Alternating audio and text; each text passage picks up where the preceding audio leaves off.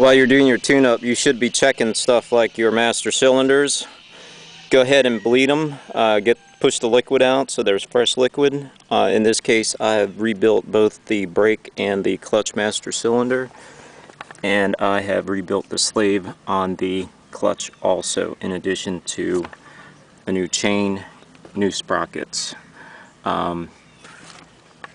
I'm getting ready to sync the carbs, but there is the port for the carb sync. It's right underneath the throttle there. Pull the flap up, and there's a tube going to it. Take the clip off and just put the tube right on there. The one on the back is right where that Phillips screw is right there. Take the Phillips screw out and get the adapters, plug it in there, and that's going to be how you sync the carbs. I'm doing that. I'm waiting for the parts to come. I have a digital gauge coming.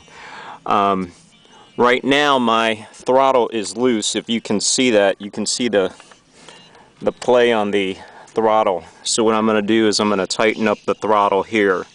There's two lock nuts. We're going to go ahead and tighten up one lock nut in order to push it, tighten it up.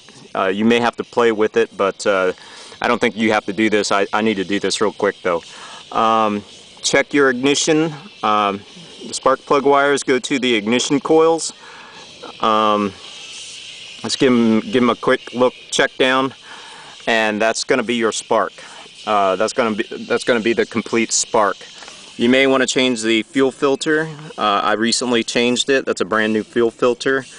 And as far as the master cylinders, I got about 60,000 before I rebuilt both the brakes and the clutch. So 60,000 miles is about the limit you want to push it. If you want to go further, or if you can, then go for it.